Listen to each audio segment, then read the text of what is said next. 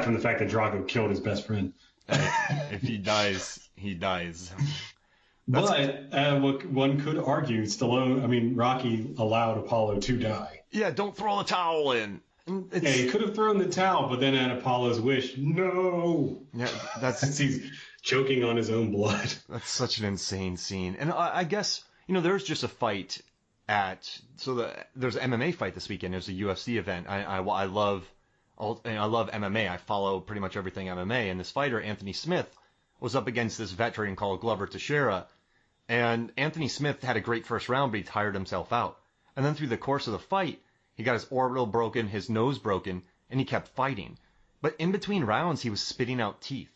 His teeth. Oof. He was spitting teeth out, and his corner didn't stop it. The ref didn't stop it. And eventually, after the punishment just got so horrible, the referee stopped it. But the corner wasn't going to throw in the towel, man. Like the corner. Oh my gosh. Yeah, and they've been criticized for it. And the fighter came out and just said, listen, I would have died in there. I don't care. Which is insane because he has a family. But yeah, so I guess that's not rare in this world where the corner doesn't throw in the towel. I mean, this guy was literally spitting out teeth. It's nuts. So, I mean, but that's where you got to step up and throw that towel in, though. And, Apollo, did Apollo just want to die? Like, it seemed I don't know. It's an interesting fight. It seems like he wanted to die, but at the same time, he felt like it was for the pride. I don't know. Yeah, Maybe he felt like maybe he didn't want to lose. I mean, he had a perfect excuse, Chris Kelly. He danced for 20 minutes before the fight. Like that's a totally fine excuse to give. Even James Brown wouldn't be able to argue against him. Oh yeah. James Brown's like, I danced for 20 minutes. I'm tired. I'm not boxing a large Russian man after that. Like, man, you out of your damn mind. Are you kidding me? And I also like too is do you feel like this movie got Rocky back? So the training montages, do you think it got him back to his sort of back to his roots? Yeah, just as far as low like analog training. Remember in the first one he's punching meat and doing all that kind of stuff. This one he's running in the snow in Wyoming, which was taking place for Russia, but I think it kind of brought him back to growing the beard. It showed the old school Rocky wanting it. And less drama. There's less drama in this one. I think that Rocky learned his lesson in Rocky 3 that he really did have to do some serious training. And even what's stated in the movie that Rocky is 39 at this point, Drago is 24. So he knows that Drago would definitely be able to just have more energy than he had. Well, and another aspect I liked about this fight is that we haven't seen in the other three. I like how Rocky just has to run head first with his hands over his head and just bulldoze into his gut. And then Drago just gets him into chokeholds and throws him around. But that's what he had to do. I mean, the reach difference is larger than the other fights. So I thought that was a neat, unique angle about how he had to get on the inside, Rocky. Yeah, and Dolph Lundgren, I mean, his reach is a lot. Ivan Drago, his reach is a lot more than whatever Rocky could do because he is almost like a foot taller than him. Mm-hmm. And I guess didn't they say Rocky's 6'1" apparently, right? In these movies? Yeah, as laughable as that seems. So Dolph is about 6'7", I believe they say that he is in this.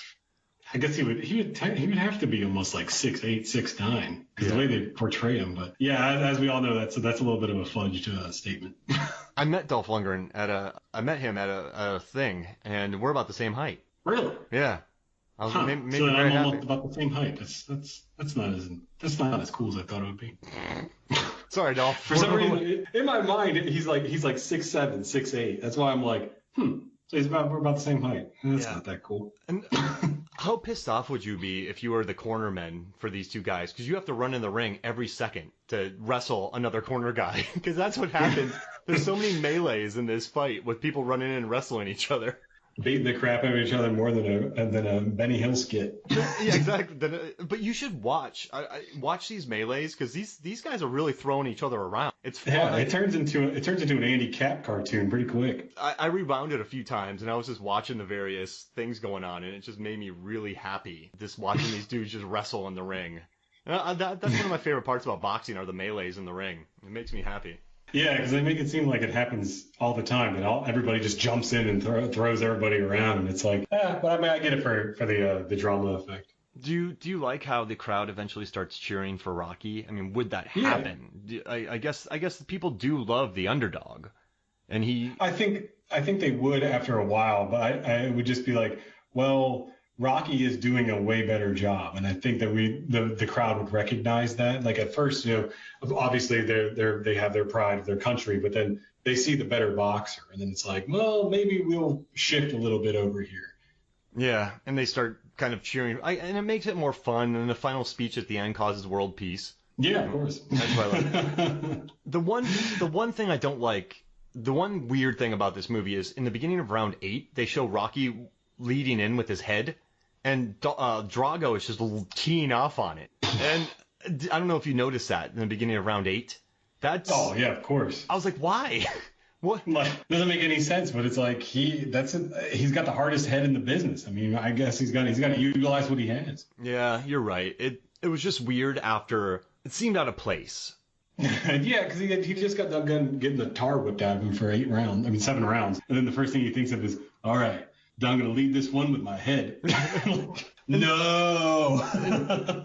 And we know his head is hard, but prior to that, when he ran in on Drago, he blocked his head. So, we didn't talk about this on our third one, but did you notice in the third one when Clubber Lang was punching himself out, that Clubber was getting a lot of air and punching, Rocky was blocking, and Clubber was actually hitting Rocky's glove. There's none of that in this fight. Yeah, he's just letting it all out. He's just swinging and getting as much as he can. They both just are wailing at each other there towards as we progress into the fight. All right, so we've watched this fight. We've done all the punch counts. We know how it's 8 minutes and 30 seconds long. We know how long it is. But why does Rocky win this fight, Chris Kelly?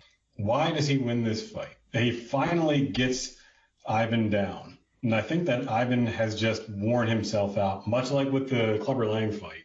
And Rocky, he is delirious at this point, in my opinion. You can see it in his speech patterns and his movements and the way he's talking, and he's kind of looking around.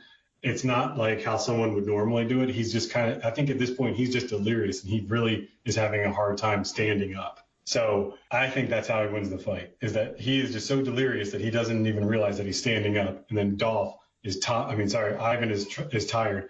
He gets popped, and that's what makes him go down. Yeah. I do think there's a certain amount of mental breaking, because Rocky by this point is not going to mentally break anymore. Oh no. he's not going to break. Yeah. So do you think and I guess Drago's 24, so this was just his first major test and he lost. But I think do you think this fight could obviously we know what happened because of Creed 2, but I feel like he would have been pushed aside, yes. Like the Russians would not be happy with him. But this might have made him a better boxer because he's been in the deep water now and he knows what it is to kind of break. I guess it never happens, but it seems like it would make him a better boxer losing this fight. I would think so. I think that it would make him a little bit more, how do you put it, like more self-aware, and that he needs to train harder, and that he has to start fighting people who are better than him. And I think that would make him a better boxer, and then he could then go back and maybe even face Rocky again in the future. And he has to lay off the juice. Or maybe kick it up a notch. Who knows? More. Oh, man. So some interesting facts I found about the making of this movie was that during the filming, Dolph Lundgren and Carl Weathers, again, we had discussed in the making of these movies, Carl Weathers seems to not be getting along with a lot of the other supporting cast members for some reason. And Dolph Lundgren was no different.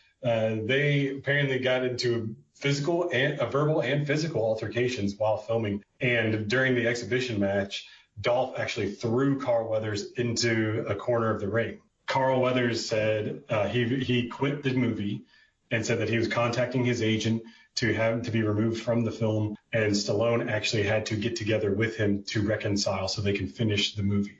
So there was a brief period of time, it halted production from what I've read for about 4 days.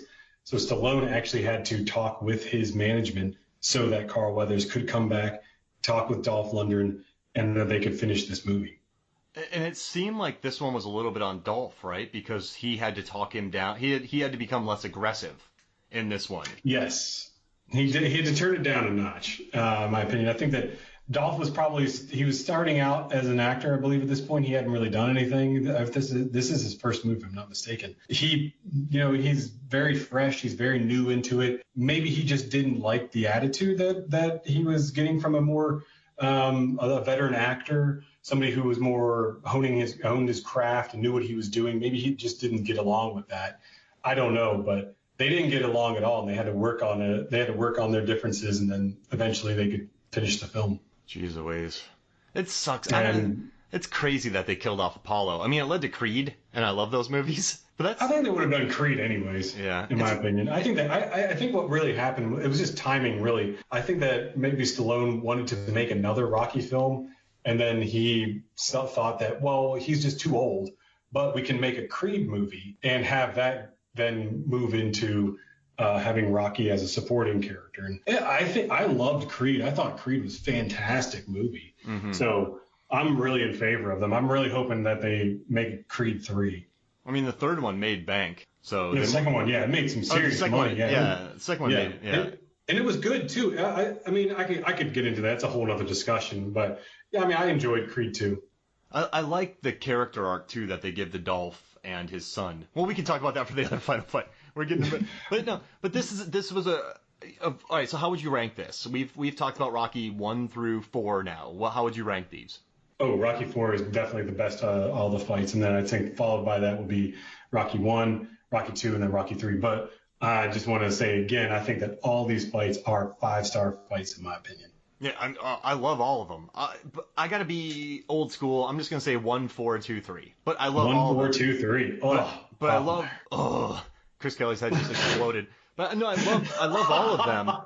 It's just I love the first one. I think it's just so. I like the story. Maybe I know the. I like the story going up to it. I just I don't know. It's something about the Rocky 4 fight that I just love so much. It's like the music and the emotions, and it just looks so good in my opinion. It looks great. It looks cinematic. It also has like a raw feel to it. And these dudes are really getting nailed. It looks like it. Oh, I gotta say one more thing, and this is why this fight is number 2. Watch this fight again and watch the extras with cameras. So whenever I watch movies, and I've had to do this when I've worked with extras on film sets years ago, but you give an extra a camera and they forget how to take pictures. And they just start swinging the camera around, taking shots that would never happen. I mean, we're talking the worst imaginable shots. But watch the camera guys in this Rocky 4, the way they take pictures. I don't even know what pictures they're getting. I have to watch it again. I didn't pay attention to the extras.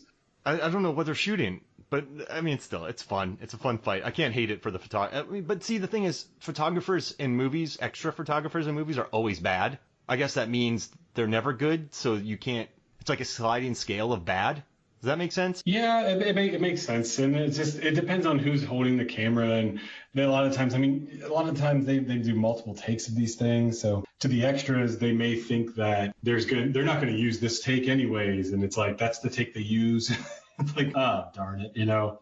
I'm just taking selfies in the background with my camera. Oh gosh, no. And I'm in Rocky 4 taking pictures of myself. That'd be great. I'd like to Bill and Ted myself into that. But this was fun, man. Thank you. Any final thoughts before we get out of here? Do you have any more stats for me? I do. I wanted to end with just a few stats of what possibly happened to Ivan Drago after this fight. This is before Creed 2 that this information had come out. So with Creed 2, we do know what happened with Ivan Drago after the fight. But before that movie had come out, there was a lot of speculation because Ivan Drago was a very beloved character and fans and critics wanted to know what the heck happened. So first off, Stallone said that in an interview that Ivan Drago returned home in disgrace and he became an alcoholic and steroid abuser, and then he eventually committed suicide. Followed by, in 1989, there was a book made by a fake author called Todd. The author's name is Todd Noy. Book is called Drago on Mountains We Stand By, and it's about the aftermath of Ivan Drago. You can buy that book right now if you want to. It's about 12 pounds. And then lastly, before Creed 2 came out and Rocky the Ultimate Guide came out, and they said that Drago was not permitted to resume his boxing career after his loss to Rocky Balboa because of the special circumstances that he could not officially turn pro in the USSR. Drago resumed his boxing career after the fall of the Soviet Union and won 31 straight bouts and with 31 knockouts, while also winning a portion of the heavyweight title. He never unified the title or fought the very top contenders because of promotional politics. And then we have Creed 2. We officially